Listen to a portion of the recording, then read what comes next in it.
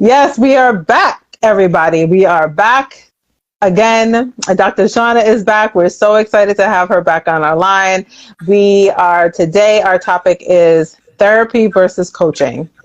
And now this is a really great topic for so many reasons. One, because people ask me all the time, and I'm sure people ask Dr. Shauna all the time too, and you just end up in a conversation about the differences between therapy and coaching. And if you ever go through a coaching program or you go to a therapy program or something like that, you're going to have a conversation about it one way or the other too, because sometimes there's a thin line, but we're going to get to all of it. So how are you doing today? I'm doing pretty good. It's been a good day. How about you? Well, today my ADHD has been all over the place. That's a conversation for another day. But for those that are watching for the first time or that be listening to you for the first time, do you mind just doing a short little intro? Yes, I am a licensed psychologist, licensed in Maryland and Georgia. I have a virtual online therapy practice. I do some coaching, but the majority of my work is therapy focused. And I also have the PsyPack, so I see folks from about 40 different. I can see folks from about 40 different states. And all of those are listed on my website, which is www.drspllc.com. Yes, please give all of your socials. Everybody follow her. She's amazing. I mentioned I myself have ADHD, and one of my specialties is working with clients with ADHD. Yes, and for those that have been tuning in to these conversations with me throughout the week, I am an ADHD coach, and I primarily work with women with ADHD, but I think, eventually as my practice grows, I'll just be working with everybody. But right now I'm doing one-on-one coaching, and then I have a group coaching program as well for women with ADHD, and that is actually I'm doing a discount for ADHD Awareness Month, so I have 3 available dates. Go to my bio and you can access that information there and how to sign up for some group coaching this month. And thank you for those that are just joining into the conversation. Man, so therapy versus coaching. Where should we start? I feel like you're best poised to start because you have history as doing therapy before, and now you mostly do coaching. So I'd love to hear your perspective of how you see or how you specifically delineate the two, because I'm sure for everybody that's going to look really, really different. Yeah, and I usually describe it really simple because I never really want to overcomplicate it. And so when I think of therapy, I think of really exploring the past and answering some questions around why things are happening a certain way. And then when I think of coaching, I think of really getting to meeting a certain particular goal. Mm-hmm. and more future forward versus assessing the back and bringing into your own social history into the mix of the conversation. Mm-hmm. That's my short answer. However, when coaching is a very unregulated industry at the end of the day. And there are definitely coaching exercises that are feel like therapeutic. They feel like very therapeutic exercises sometimes. And so I think there's some coaches that, do cross the line a little bit. And I do think that it is a very thin line, because it is very easy to end up in a conversation about the why. And people want to talk about the social history, but within coaching, it's getting people kind of moving through that conversation, and not getting stuck there and not doing the further exploration into the past and into that history to better understand now. But it is really asking some really key coaching questions to get people to move forward and to get unstuck. Yeah. And I think when you said questions, to me, that hits at the similarities really between the both of them. Is they're really supposed to ask you a lot of questions and get you to think about what you want to do and how you want to move forward. Mm-hmm. I would say that, as a person who's I would say my foundation is very CBT, very cognitive behavioral therapy. So we're looking at the thoughts, and we're looking at the feelings, and we're looking at the behaviors, and we're looking at how all of those things are connected. Oftentimes CBT can be time limited. It can be focused on, like, some places it's 12 sessions. But because I'm integrative, I'm never doing CBT that way. And so I feel like that has a lot of overlap with, like, the coaching model. It's like, I think coaching is usually brief, whereas therapy tends to, like, people can stay with their therapist for years. And I find that, like, I don't think that's what people are doing in coaching. I think, like, they come for a season, they get something, and then they go out into the world and they don't need you anymore. And so, yeah, and in some therapy models, it is very much like that. I feel like my therapy model can sometimes be like that. Like, people kind of come, hit it hard for a couple of months, and then they don't need me as much. But I have many clients that are still in therapy for tune-ups or have popped back in for active issues, like, later. So I feel like that's a difference. I also feel like therapy is to help you deal with the fallout from having ADHD. So, like, you might get diagnosed, and then sometimes you need to make sense of what that diagnosis means to you. I think in some groups, maybe you can do that, where, like, ADHD people are getting together and they're talking, there's space for that. But I would imagine that's a longer term process than maybe the coaching programs might give you room for. And then I also think with ADHD, it rarely travels alone. I would say I've never seen a client that just has straight ADHD. Most people have what they call a co-occurring disorder. So there's going to be some depression or anxiety or autism or history of trauma. Like, those four are probably going to be present in 90%, if not. Right. Don't quote me on that statistic. But yes. Yeah, and 90%. We don't need anybody in the comments being like, she said 90%. Like, right, no. Right. It's not, there's no citation. I don't have any citations to back that up. That, like, most clients, well, it's absolutely clinical experience, because in my window, everyone who comes into therapy does have something else. And maybe in the coaching scene, maybe you don't see that. Maybe you just get clean ADHD cases. I don't know. Yeah, so usually when I'm coaching, we're just talking specifically about ADHD. And so we will have conversations around shame, and we will have also conversations around what is your thought pattern and emotional dysregulation, because that just comes with ADHD, and, like, and how to shift from that and how to re-regulate yourself in order to be able to move forward.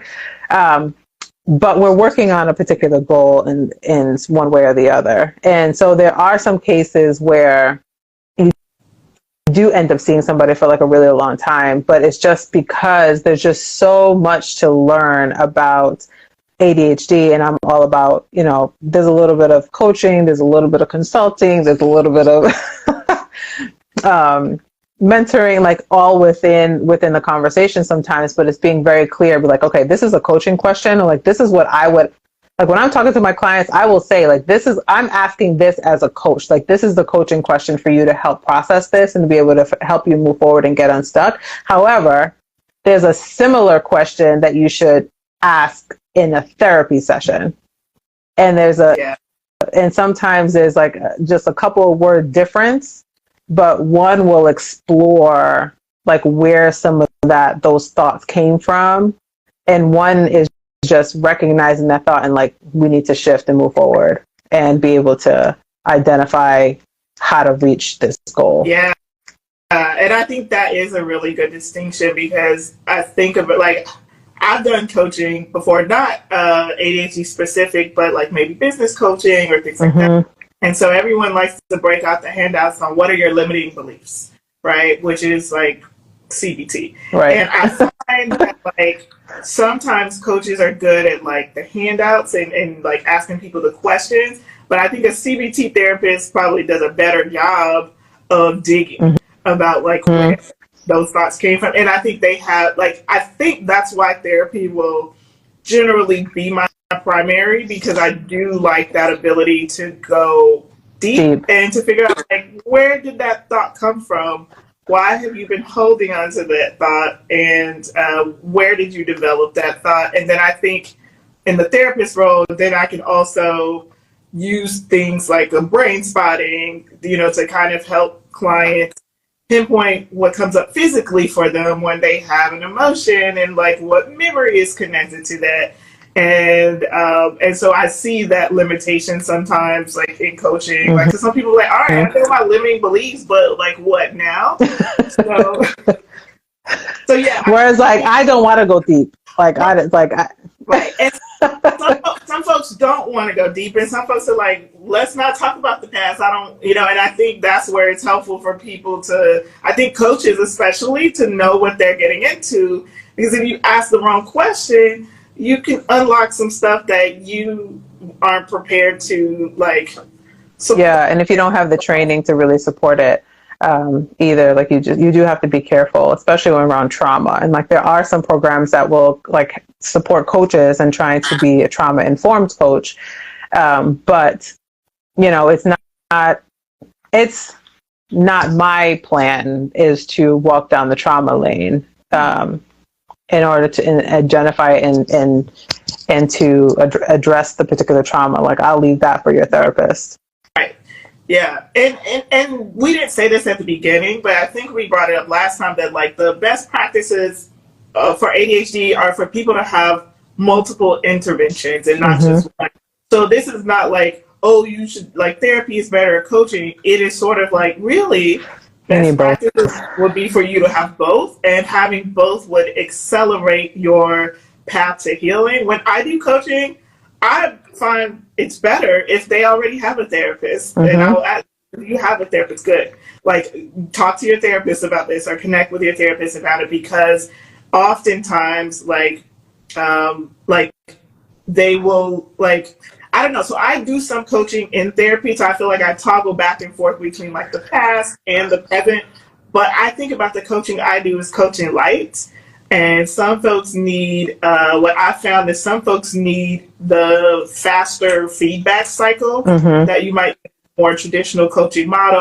Like every model is different. So I know some people will do like, you can email me for check-ins, or you can send me a Voxer message, and like that's not my style therapeutically. Yeah. And so if folks need that level of like support, adding coaching to the mix is going to be better. If folks need like somebody to check back in with them in 2 or 3 days, like sometimes a client will have a homework assignment and they'll be like, I'll let you know when I did it. But if you need like every couple of days, then a coaching model, like a comprehensive coaching model where that's it's going to be much better. Yeah, it is going to be better. And they'll also offer, it's like some coaches will offer body doubling and be able to support your ADHD and the daily challenges of your ADHD in a different way. And then also on the ADHD coaching side, there are different types of ADHD coaches too. And so like they really what is the word? They have unique niches. And so like I do ADHD in work, right? But I know people that do ADHD and organization, or ADHD in nutrition, or ADHD in relationships. And so, or ADHD in parenting. And so sometimes it can get really niche down also with the coaching. There are some general like ADHD life coaches, and life stuff comes up obviously, like even with ADHD and work related things, because I have a loose definition of work, not just necessarily 9 to 5 or entrepreneurship and business, but just like how are you defining work? Like what does your work look like, your work day look like?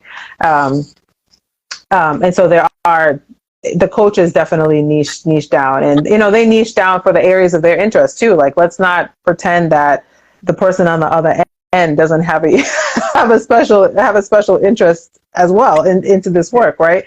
And the other thing is like we can also throw in a little bit of consulting too, especially around ADHD, because people don't really know too much about ADHD sometimes when they come to coaching. Like they know that it's going to be something that's going to be helpful for them, but not really sure why. They don't really understand their own ADHD. Yeah. I would say another big difference too is that there's also a lot of therapists that don't know anything about ADHD. I was going to say that. I want to add on to your last point though too.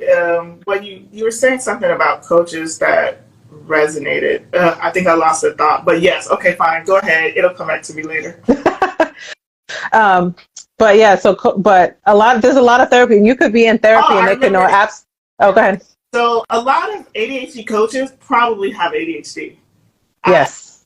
I think like you're about to get into the conversation about like there's different types of therapy, but like I think if you get an ADHD coach, chances are they or a loved one have ADHD, and so a lot of the stuff they're going to be able to give you is from their own experiences, what works for them, and I think that Hmm. can be an advantage over therapy where I specialize in adults with ADHD, but most therapists don't have that specialty. So like they may not understand and like they might be giving you coping skills or things that just like don't make sense for the ADHD brain.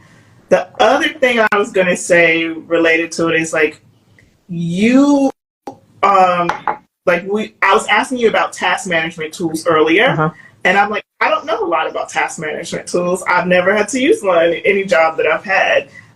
So I could see where a coach would really shine there because you can help them select a tool. You have you've worked with lots of clients who use different tools. You use a tool Hmm. yourself, and then you also can help them learn how to like use the tool effectively because we know with a lot of these tools there's a learning curve, and so Right. the ADHD will get frustrated and give up. So it's helpful to have someone practically walk you through that process. Yes, and that walks you through that process in an ADHD friendly way. Yeah. Also, and so like, and especially if you've had a conversation about your strengths and your your stronger and your weaker executive functions as well, then you can really get nitty gritty, be like, okay, this is why this is going to be challenging. Like this may be challenging because it may be a working memory issue. Like if you have if working memory is a weaker executive function when you're utilizing this particular tool, either this is why you're using the tool because you have a weaker working memory, or because you have a weaker working memory executive function, then when you are using this tool, you need to keep this in Yeah. mind. And so that's helpful on my end when I'm working with my clients. But I definitely find that there's a lot of psychologists that don't know anything about ADHD, There's a and it's lot of medical providers here. I know we're only talking about therapy, but like you'd be surprised how many psychiatrists I refer people to, and like they don't know anything. Like they only know about more severe ADHD cases, like where people aren't able to function, where like they I'm trying to think of the best way to say it. They're like they haven't been in a position where they have been thriving. mm-hmm. And so I think people often know about like underperforming or ADHDers who may be considered to not like be performing up to their capacity, whatever that means. Yeah. But people don't like providers don't often know about clients who have done exceptionally well. And I think those are usually the folks who are going to seek out coaches because they can afford it, two, they're working in the type of jobs where like coaching is going to help them excel and thrive. So yeah, sorry, the tangent, right? No, it's true though. I mean, I think that's a really good point in terms of the type of client that a therapist will see versus a coach. Like there is a wider variety in terms of I don't want to say success level, but just recognizing like people are at different spectrums. Like there's some like that have just realized that they have ADHD and now they're practicing law, right? And then there's and they're like, okay, wait, this has been a struggle for so long, but now that I'm getting older, it's getting a little worse. Can you help me figure out how to navigate this new world that I'm in? Yeah. And we also really focus on, we're strengths based too, so really helping people understand and identify their strengths. Mm-hmm. And in different ways and different assessments as well, like on the coaching end too, to kind of bring some awareness for their own self about that they can thrive, that they are successful, that they have all these gifts that they just need to figure out how to use. And I think some folks could really, really use that perspective, especially if like the ADHD diagnosis hit you in a negative way or someone didn't help you understand that it has both positives and negatives Mm-hmm. that come along with it. You might see it as like, oh no, I got diagnosed with ADHD. Like now this means something negative for me.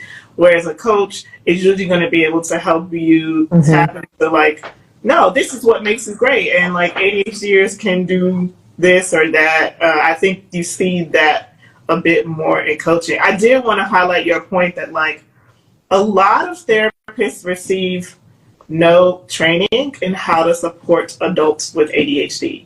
I was not trained in child psychology. I always was on I think I did 1 year with children, but I always was on the adult track. And I don't remember learning anything in any of my courses about adults with ADHD. It's usually something they only teach to people who work with children. But what that means is that a lot of therapists will not know anything about ADHD. And so that means that they might not be able to even validate that you have that diagnosis. They might call it something else. Oh, that's just anxiety, or you're diagnosed with bipolar or borderline personality disorder. So oftentimes, if you're thinking about the general population of therapists, a lot of times folks may not have experience with what ADHD looks like in an adult. And sometimes folks think it's supposed to go away. Once you hit 18, you'll grow out of it, is what they say. I'm here to tell you, some people might lose some of the symptoms for sure, and it might not be a disordered state.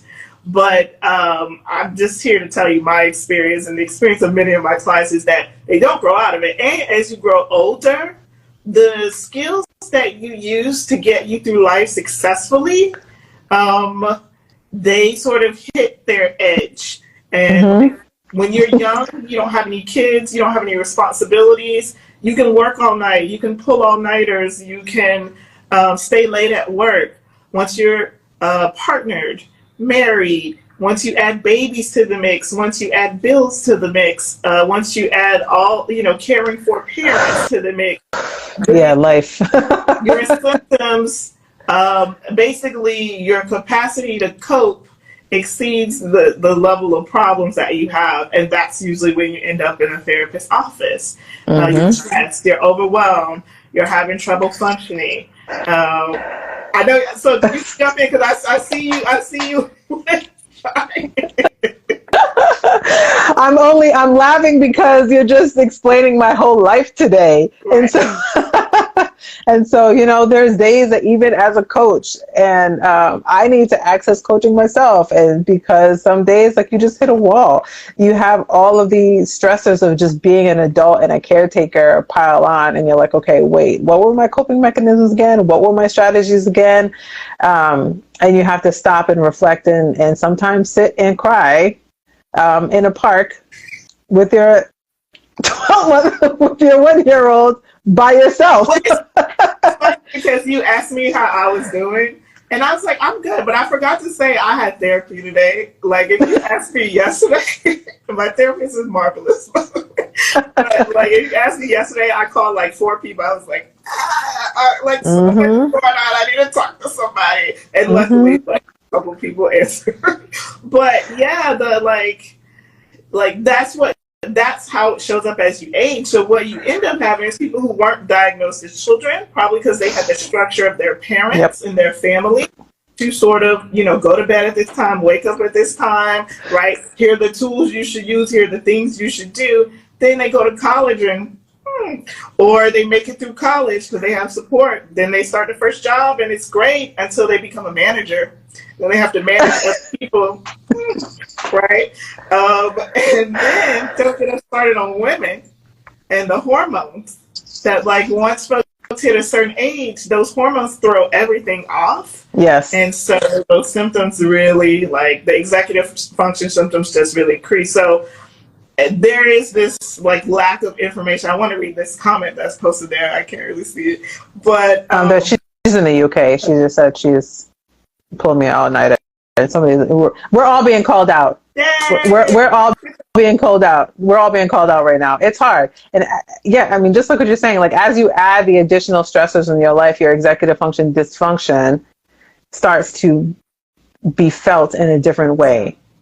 And every time you add something else to your plate, it's like, okay, it's not that you're starting over, but you just have to realize you kind of have to reset a little bit.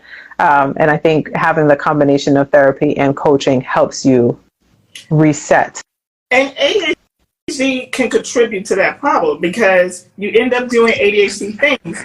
You move a lot. You're always starting new jobs. Like you, like maybe relationships, aren't working out. You're starting over. So just it's kind of like an unfortunate circle of challenges. And we talk about diagnoses, but when you're in therapy, there's other things to consider, like things like setting healthy boundaries, things like how you show up in relationships. Are you doing the most or are you doing the least? And how is that creating problems for your relationship?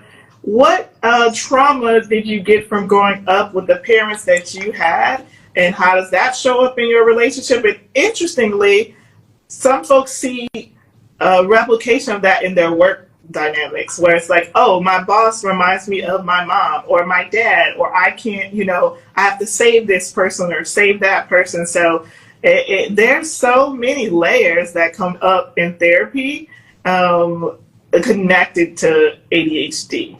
Yeah, and so as a coach, I may call you out on that, like if I see a pattern, but I'm not going to go deep into it. And so I think that's one of the other differences.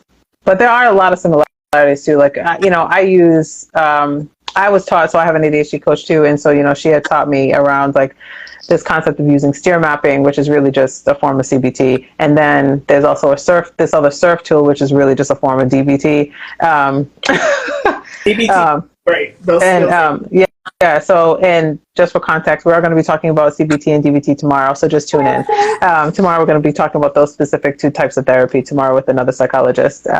But, short, like shifting thoughts and surfing, like going through your emotions and those two different exercises. And so I do teach those different tools also within my coaching, but I'm not, like, we'll do a little example of it, but because like emotional dysregulation is a part of ADHD and it has to be addressed. Each part of it. And if you don't address it, then you're missing out, essentially. Like, I'm reading a bunch of books because I'm updating my ADHD book resource list, and there's this really good one I read. His name is James Ochoa. And he talks about the emotion regulation side of ADHD.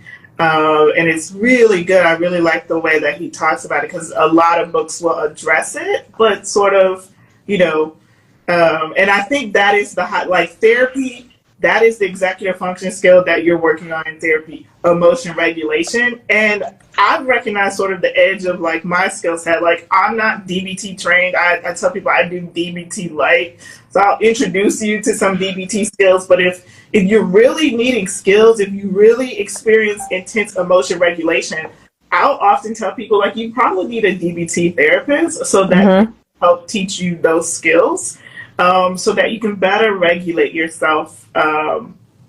And some folks like EMDR, if we get into all the therapy types, there's so many different topics. So many different types of therapy that ADHDers like, and everybody's different. It's going to depend on what else you're bringing in. So some folks like IFS, internal family systems. Some folks prefer like a much more structured approach. And some, prefer to kind of just like, talk and process things verbally. So I find that every client, like you said this before, you met one person with ADHD, you met one person with ADHD, and every client is different and everybody needs different things. And so I think I'm always thinking about like, what else is traveling along with the ADHD? What skill set do you have? I find that folks who have had coaching are usually a better fit because like they already have a little bit of skills under their belt. We're back, everybody. Sorry about that. Time limit? I don't know. But I think it's supposed to be 4 hours, and so I don't know why it cuts off after 30 minutes. But we're back. Okay. We're back, everybody. So just to, there were a few comments that I wanted to just acknowledge. That read the comments because I missed them all. Yeah, so I remember some of them. So there was just a conversation about one, the DBT CBT conversation is happening tomorrow at 7 o'clock. So somebody had asked about that, and then there was a dialogue in the chat too, just about the why people kind of keep the ADHD diagnosis to themselves because of the lack of acceptance within their own family. That's a whole different. It's a whole different conversation. But what's interesting about that, though, is the therapy question. There's a therapy question to address that, and then there's the coaching question to address that. And so for me as a coach, I would maybe ask, like, is there a goal around creating a space of acceptance within your household, or is there a space around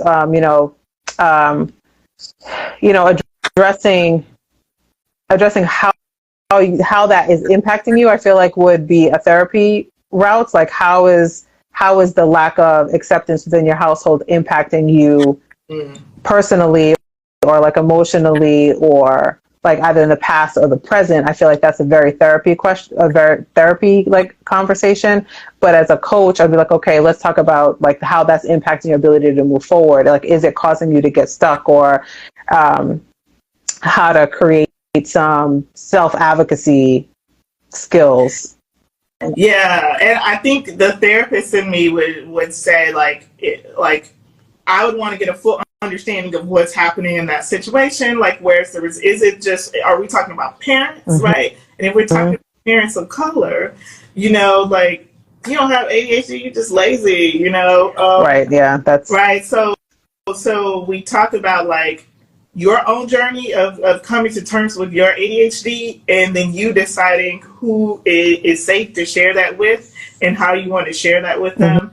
And that crosses like all barriers, whether that's home or work, and then being able, but if it's your spouse, like that's a whole different situation. Yeah, that's like, a different conversation. Right. So I think like I get into the weeds of that, right? And like, or if you're dating, right? Like, how do you bring that up with partners or potential folks? How do you learn to make peace with your own diagnosis is one part of it. And then how do you learn to discuss your needs and your wants with other folks and get to, so that you can get your needs met. So yeah, and she said get on meds and pray. So I'm gonna have to post the replay, because we did talk about executive function a couple like last week, and we did talk about the impact that meds has on ADHD, and but how meds doesn't teach skills. And so when the replay is posted, we just finished editing it. Yeah. Please watch that. I can try to say, like, oftentimes, like, I started my training working in a hospital, so everybody was on any kind of meds, and so I really got familiar with like how to support people around meds. So I think that is a huge difference in therapy versus coaching, where yes, I'm going to, if you tell me you want to take meds, and by the way, meds is considered to be a top tier intervention if someone diagnosed with ADHD and they don't want to give you meds and they're not telling you why, then you need to get a new provider. And so that's the kind of thing I'm going to tell you in therapy, and then I will help you find a new provider, and then I am monitoring you because I usually see you weekly in the beginning, so I'm seeing you more frequently than that provider, and then we talk about side effects. If anything comes up, I will direct you back to whoever is giving you the meds. So meds are considered to be like a keystone intervention for ADHD, and they usually don't solve all problems. I have some clients who are medicated. I have some clients who are unmedicated. I've been in both situations, medicated and unmedicated, and they don't solve all of your problems. They can give you some relief, and they can help with some of the executive function skills, and they can help you be able to better take in therapy or better take coaching. But for most people, you at least like want to have 2 to 3 ADHD interventions going, even if one is just bibliotherapy, which is reading books, learning about ADHD. So, yeah. So I don't want to take over time with meds. So back to you. Yeah, but that's an important fact about distinction between therapy and coaching, or working with a psychologist, psychiatrist, and a coach, right? And so as a coach, we're not having a conversation about medication. Like, we're not talking about the different types of medication. We're not talking about the side effects of medication. I'm not monitoring you with medication. Like, that is a conversation that is completely out of my scope. Yeah. And I think because when I do coaching, it is under the umbrella of like a psychologist license. Right. I'm like, if clients bring it up, but the line I cut it is like, I'm not going to check in on you again. Like, if you're like, I'm having a problem, would meds help? I can tell you they could. And I can tell you probably need to see someone for that. Am I going to refer you to someone specific? No, because that's what I would do in my role of doing therapy. So yeah, it is a fine distinction. It's a fine distinction. I might give you a book that has a chapter on meds that you can read, though. Right. Right. But let me see. If anybody else have any questions or comments in the chat, let me see. I was always a high achiever, so the concept of something being wrong with me was like, no. Well, that's a good one. They actually have a term for that, 2E or twice exceptional. Yes. So it means you're outside of the realm of normal. So if you're considered to have above average intelligence, that's one of the ways you're exceptional. If you also have a diagnosis, that means you're twice exceptional. So, and that's a really interesting point, because for a lot of folks, if you're a high achiever, then it's hard for people to see that you also have weaknesses. You also have areas where you struggle. And then that leads to folks kind of masking or hiding, or like, I pretend like I have it together because I'm supposed to, because I'm the smart one. I'm the one who's doing well, when, it just means that. And the other thing we see is that in folks who are really, really smart, sometimes you have an uneven development of skills. So you might be really good at math, but in terms of social and emotional development, this training I just did for ADHD said like ADHD can sometimes be 2 to 3 years behind in terms of like emotional maturity. And so like that may be a source of frustration if you're like, I'm really, really good at this, but like I'm really, really bad at this, or I'm not where my peers are in terms of developing. So yeah, that having those two together can be a real challenge, to reconcile. Somebody asked, when do you all share with new friends or acquaintances that you have ADHD, and how do you bring it up? I think it's on a very need to know basis. It depends on how I meet you, the level of friendship. I will often say I'm a fan of like, you don't have to jump right in. So you never need to tell a new friend you have ADHD, but you can say, sometimes I talk fast. So if I'm talking fast, slow me down. Or like, ooh, I just got distracted. Or I get, so you can, once you understand the different executive function skills, that can give you language to talk to people about things like, ooh, I might be 5 to 10 minutes late because I'm usually running behind. Or, so I don't ever think you need to tell a new person I have ADHD, but I think you can be aware of how the ADHD shows up in you, which falls under the executive function skill of metacognition. And, and you can let people know. But sometimes when folks get to a certain age, they don't really care. And they're like, I don't really want any friends if they aren't ADHD or if they don't get it. Right. And so that's, and I come from the perspective of, it depends on where you're at emotionally when it comes to, in the area of acceptance, when it comes to your own ADHD. Like if you're still in a place where you're dealing with the trauma kind of associated with being shamed for having ADHD or not being accepted, and you're still working on that level of acceptance yourself, I think you find yourself in a position where you're even asking yourself that question, like, should I share or should I not share? Whereas like if you already got to a place where you fully have accepted that you have ADHD and recognize that your own differences is valuable within the space, whether or not that other person knows or doesn't know, like you don't care anymore. Like me, I talk about my fact that I have ADHD all the time because I don't care what other people think, and you're not going to shame me because I have too much pride in myself, or like I love it. I appreciate my strengths and my weaknesses to the point you're not going to guilt and you're not going to shame me for having a difference. Just like I wouldn't shame you because you have a difference in another different area either. And so I'm like, because I have accepted that, like whether or not now people don't get it. And so that can bring like a whole other level of frustration. Right. And so it's like, I will talk about the fact that I have ADHD to everybody in the sun, and I don't care. Right. But for me, it's also a learning opportunity, because like if this relationship is going to work, then you need to know that I have ADHD, and you need to know that this is going to impact our relationship, whether or not that's personal, like work, or if it's professional, it's personal, it's romantic, whatever. Like this is who I am. I think the and point you just made about like, oh gosh, why did I forget it? I think it's important to be around people who accept you and accept yourself. I think that's really key. And the other thing, some people will notice. What you'll find is some people like, do you have ADHD?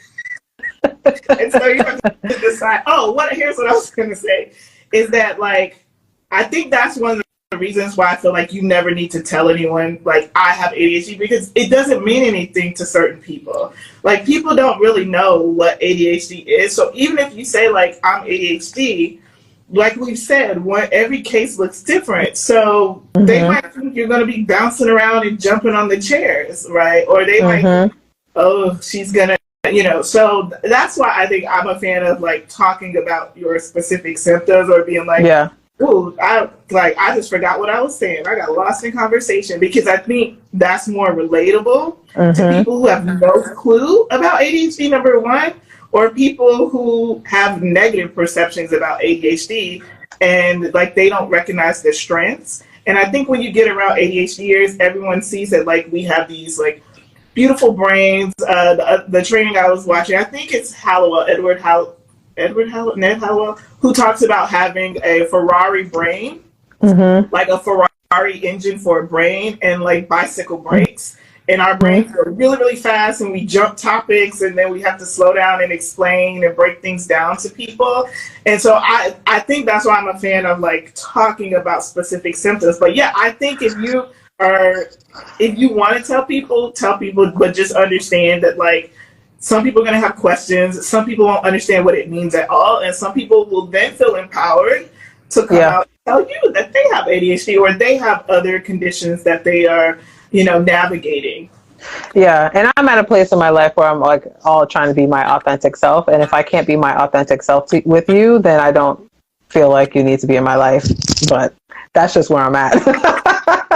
I'm like, I have a lot of friends. I don't need new people in my life just to be having new people in my life, right? And so it's like, if I can't be my authentic self, and if you want to add value, just like I want to be able to add value to your life, then we need to be able to fully accept each other for who we are.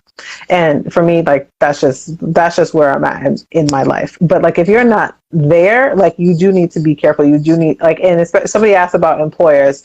And so we did have a conversation about that on past Friday about work accommodations. So if you want to access work accommodations, you do need to disclose at work. So that's, again, that's a different topic, and you're just going to have to watch the replay. Also say that's the difference between the average therapist and a coach. A coach will be able to help you think through specific accommodations at work that will be helpful because they've worked with lots of people in that area. Your basic run-of-the-mill therapist will not be able to help you think about that. Sometimes I can't even help my clients. Like, I'll direct them towards the websites. But like, I think that coach is much stronger in helping folks think through accommodations. Of course, folks who've been specializing in ADHD for like 5, 10, 15, 20 are also probably good at that, but it can depend. Some folks are better at like school or college accommodations, whereas they might not be as good at like work accommodations. So yeah, and we do have somebody come in that specifically does work with professionals that are going through higher ed. And like, how to be successful as a graduate student or whatever that professional degree is that you're trying to seek. And so we will have a specific conversation about that as well, and strategies that would be helpful for you to navigate in school. So both the accommodations, what would be helpful, also what individual strategies would be helpful for you. And I use those words interchangeably. So what I mean, like what the school can provide you and what you just kind of need to provide yourself.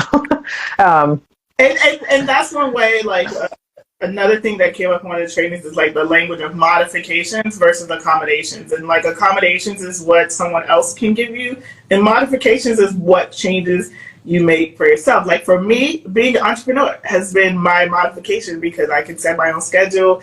I can take time off as I need to.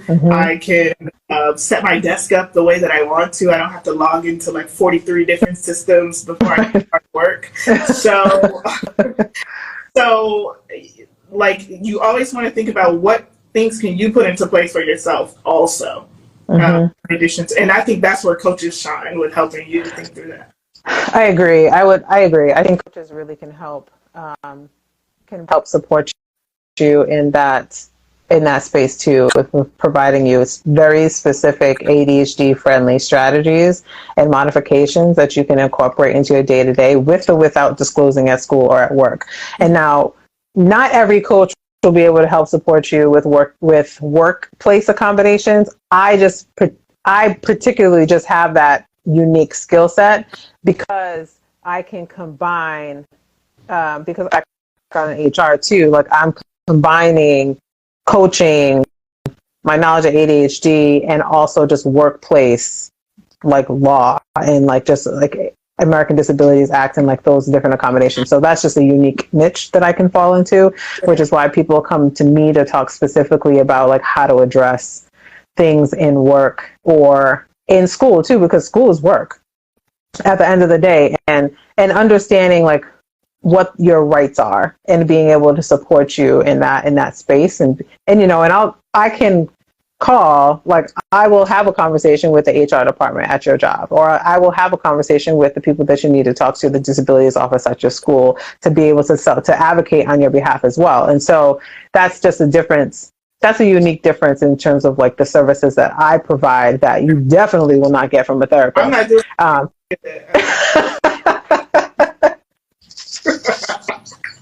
I'll call you a psychiatrist.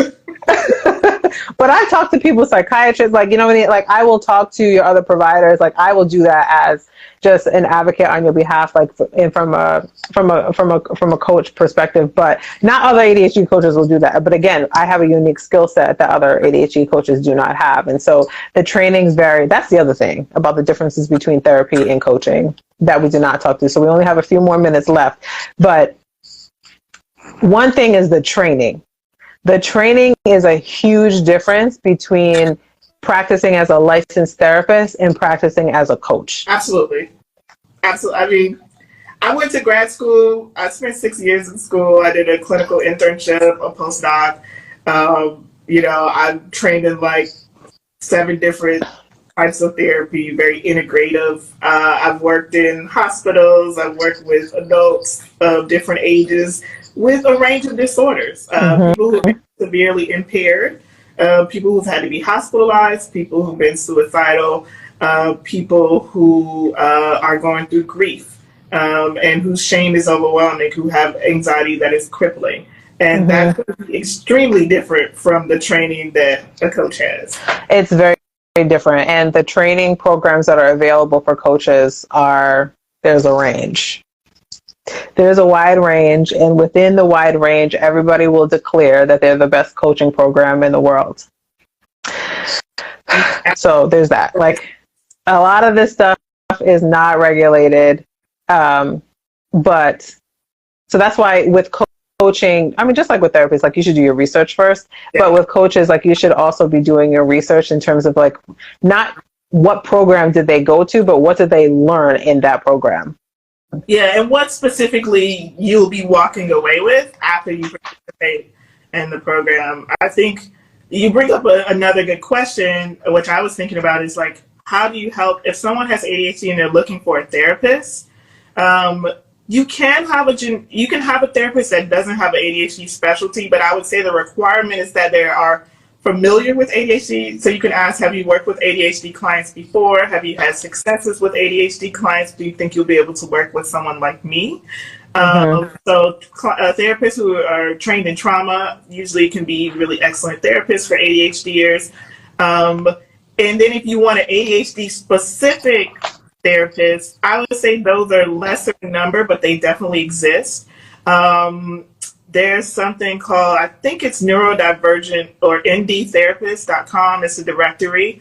And so the term neurodivergent covers folks who are ADHD, autistic, and some other disorders as well. But those are sort of the 2 ones that people most.